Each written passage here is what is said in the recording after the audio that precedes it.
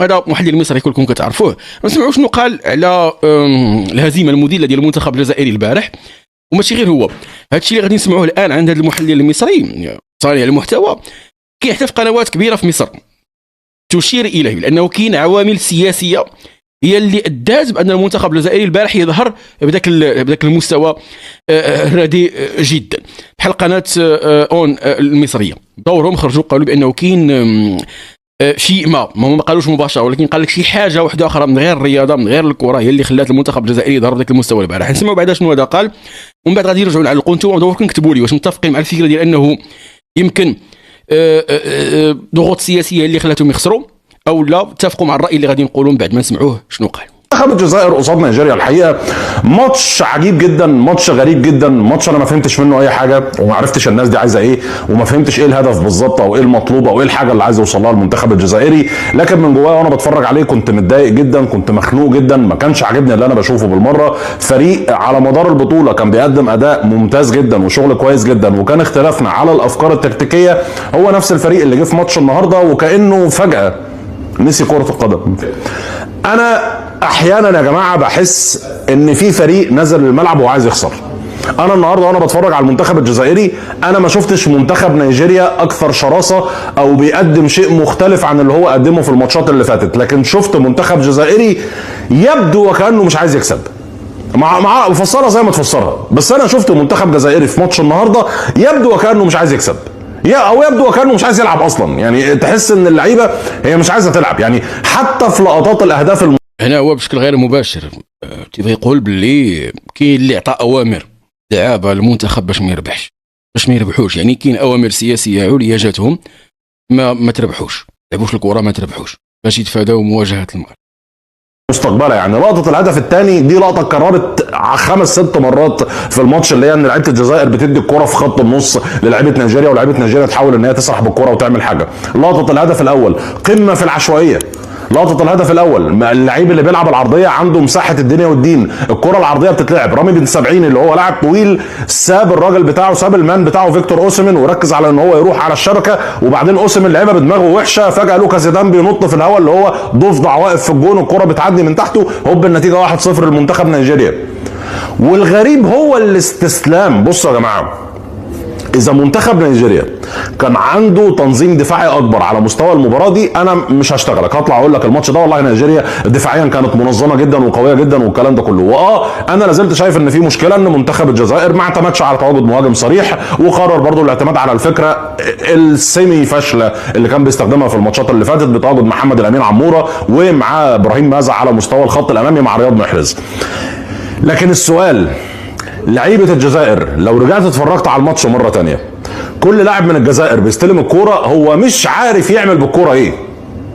كل لاعب من الجزائر، يعني خاصه فارس شايبي، يعني فارس شايبي يعني مش ممكن، وكانه متعمد انه يلعب وحش. يعني انا اعتقد ان لو لاعب متعمد انه يلعب بهذا السوء مش هيطلع الاداء بالشكل ده. وهنا كيف ما قلت لكم كيشير الى انه كاين تعليمات، وهذا الشيء قالته تا قناه الرياضيه الاولى اللي عندهم تما في مصر، باللي هناك شيء ما تعليمات سياسيه تعطات لهم باش يخسروا. انا بالنسبه لي هذه هضره خاويه. علاش؟ كون كانت نيجيريا زعما عندها مستوى ضعيف من الاول وجات قدام الجزائر وبان مستواها طالع بحال البارح، كنا نقولوا نيجيريا ما كانش كتلعب مزيان، ما يمكنش فجاه تولي كتلعب مزيان وقدام فريق قوي. لكن نيجيريا ملي بدا الكان، وافضل المباريات اللي دازت في هذا الكان كانت مباريات اللي كانت نيجيريا جزء منهم. ملي بدا الكان هما لاعبين مزيان تيقدموا مستوى واعر. ايضا الجزائر كون كانوا من الاول هما تيلعبوا مزيان وجاوا البارح وفشلوا، كنا غنقولوا لا ما يمكنش، هادو كانوا لاعبين مزيان مباريات كلها جاوا لهاد المباراه ديال الماتش ديال نيجيريا وما لعبوش مزيان، غير منطقي. ولكن هما الجزائر اصلا ملي بدا الكان هما طالعين غير بالدعاء. كل شيء قال انه ما يستحقوش اصلا يوصلوا لهذه المرحله هذه، في الاصل ما يستحقوش يوصلوا. فالمنطق ديال كره القدم البارح احترم، عندك منافس قوي قدم مستوى رائع جدا من الماتش الاول حتى البارح، قدام فريق ضعيف بمستوى متذبذب، كان ضعيف ملي بدات الدوره، فالبارح النتيجه كانت عاديه وكان ممكن تكون اكثر، كانت عاديه وكانت منطقيه. ما كاينش ضغوط سياسيه ولا ما كاين حتى شي حاجه من هادشي.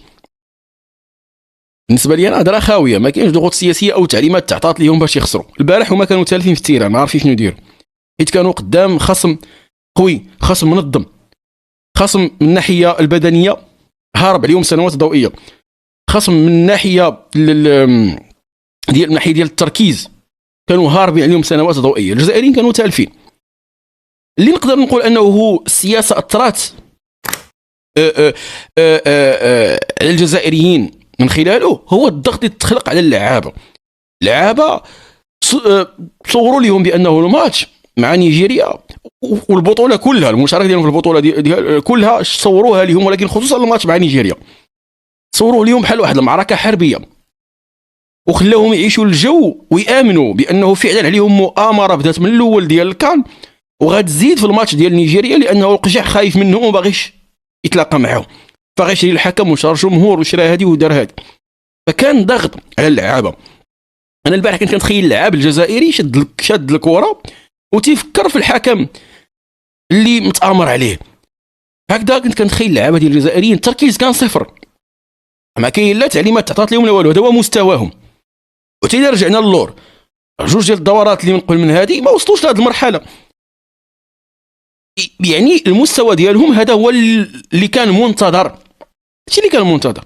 زيد عليه كان عنده لعابه عندهم مشكل اللي تبليسه، وزيد فكاين اسباب رياضيه تقنيه كتعلق بالمدرب كتعلق باللعابه، الاصابات، وزيد عليه الضغط اللي تخلق عليهم والجو ديال المؤامره اللي يعيشوا فيه اللعابه.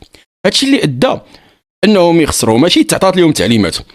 وهذا بالنسبه لي مبرر كيتخلق لهم السلام. كيف ما هما الان تيحاولوا يخلقوا المبرر ديال حنا خسرنا حيت كانت علينا مؤامره، كاين اللي كيزيد لهم مبرر اخر، لا تعطات لهم تعليمات باش ما يواجهوش المغرب. اما المغرب بالنسبه لهم هما اللي تيقول لك مؤامره ما مؤامره.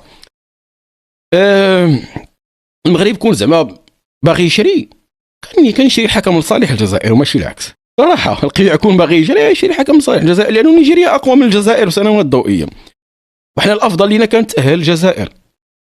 جوج ديال الاسباب. انا بالنسبه لي انا الا سولتيني البارح تقول لي من الناحيه ديال الربح والخساره شكون اللي تمنى انه يطلع، كنقول لك الجزائر. علاش؟ السبب الاول هو انهم ضعاف مقارنه مع نيجيريا اقوى منهم، فالافضل لينا احنا كمنتخب مغربي تاهل الجزائر باش نسلخوها. هذا السبب الاول. السبب الثاني هو انه نسلخوهم عاوتاني كيف ما سبق لينا ودرنا لهم في اخر ماتش كان بيننا وبينهم اللي ربحناهم 4 باش نسكتوهم عاوتاني واحد 10 سنين هنا لقدام.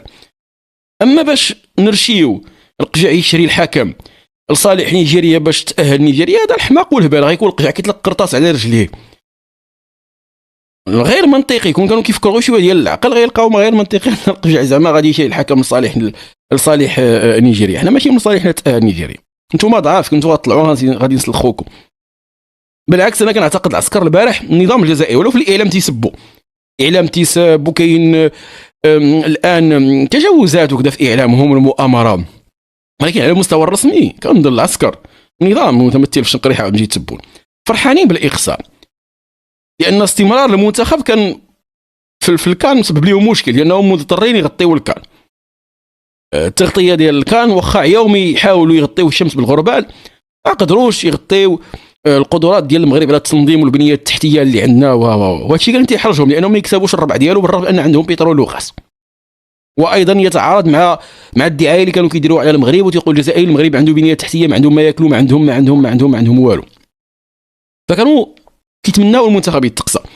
هذه من جهه، ومن جهه اخرى كانوا خايفين المنتخب ديالهم الضعيف يتاهل ويلعب ضد المغرب ويسلخوا المغرب. داك الساعه غنوليو قدام جوج التصرفيقه ديال انه غطاو الكام بز منهم ونقلوا الصوره الحقيقيه ديال المغرب غير الصوره المزيفه اللي دخلوها في اللاوعي ديال الجزائريين، ومن جهه اخرى كنا غادي نسلخوهم. هادشي كان غيزيد من الحقد ديال الجزائريين على نظامهم، وغيزيد يخليهم يطرحوا تساؤلات على نظامهم. بالتالي في اعتقادي نظامهم كان ناشط البارح حيت تقصى المنتخب الجزائري. يمكن لي غيبقى فيهم واحد شويه النظام، هو انه الاقصاء كان قدام نيجيريا بشكل مذل. اللعبه ديال نيجيريا الجول الثاني دخل لهم حتى للصالون صاحبي، فضيحه.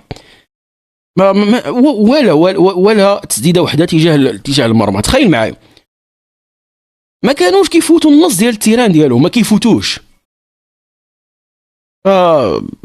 الهزيمه ديالهم منطقيه، الاقصاء ديالهم منطقي على الورق، باش ما بغيتي ما كاين لا سياسه اوامر سياسيه ولا مهزل. وانا استغرب المصريين اللي كيتكلموا بهذا المنطق صراحه، خصوصا الا كان شي حد متبع كره. ما تكونش متبع، تكون تبعتي غير الكان وعندك واحد الثقافه رياضيه خفيفه، غتفهم بان الاقصاء ديالهم منطقي وما كاين لا اوامر سياسيه ولا هم يحزنون. والا حتى الكاميرون نقولوا جاتهم اوامر سياسيه باش يخسروا. هذا هو المنطق العوج. البشر ما باغيش يدخل الامر الواقع. كاين منتخبات قويه اللي بينات القوه ديالها من الاول، اول مباراه في الكان، وكاين منتخبات بقات كتزيد من الريتم ديالها وكتطلع من المستوى والنيفو ديالها بشكل متدرج، بحال اللي وقع مع المنتخب الوطني المغربي. يظهر بصوره واحده اخرى قدام منتخب قوي سميتو الكاميرون، ان شاء الله نفس الصوره واقوى منها غادي نظهروا بها قدام نيجيريا. وغادي يخرجوا عاوتاني يقولوا نفس الهضره، المغرب شرا الكاميرون وهذه المره غادي نشريو نيجيريا، نفس الهضره غتقال. لذلك حنا كمغاربه ما خصناش نبقاو نبرروا، ما خصناش نبقاو بحال مثلا كاين اللي الان كيدير مجهود باش يبرر بانه واحد اللعبه في الماتش ديال البارح ضربات في اليد ديال لاعب نيجيري. كاين اللي كيدير مجهود ومشى جاب القوانين ديال الكاف وديال الفيفا وكذا باش يشرح لهم لا واخا ضربات لي في يديه حيت راه ضربات في الجسد ديالو عجبت يديه وبالتالي عادي جدا لا تحتسب بينالتي. ما سوقناش، خليه يبكي، خليه يقول عشرة درنا فعلنا تركنا ومن بعد المهم غناخذوا الكاس. لقب غادي يبقى في بلادنا وانت قول اللي بغيتي، لانه الجزائريين دايرين بحال شي حد عرضتيه العرس، هو قليل التراب يقلل الاصل. العرس ديالك واخا دير اللي درتي فيه غيخرج يهضر فيك، غيخرج غيلقى فاش يهضر فيك واخا دير اللي درتي في ذاك العرس. هكذاك الجزائريين تعامل معهم كيف ما تعاملتي، دير اللي درتي بالنسبه لهم انت متآمر صهيوني، كتعطي الرشوه كتشري. هذه الصوره عندهم نموذجيه في دماغهم عليك. هذه هي الصوره النموذجيه، واخا دير اللي درتي ما غاديش تحيدي ما الصوره من دماغهم. بالتالي خليه يقول اللي يبغى، ما تبقاش تبرر ليه، ما تبقاش تشرح ليه، خليك شريتو قول لي ومن بعد سير نطيح راسك في الحيط، سير ليه هو بكي كيف ما قال كبور الحبيب. وهذا ما كان. اذا مره اخرى مبروك المنتخب الجزائري، انا النيجيري عفوا، هو مبروك عليهم، عادوا الزريبه ديالهم. مبروك المنتخب ديال نيجيريا. انا البارح كنت منشكح فرحان باقصاء منتخب جمهوريه فرحان بحالي، يكتبها لينا في التعليقات. ونلتقي ان شاء الله في فيديو قادم. السلام عليكم.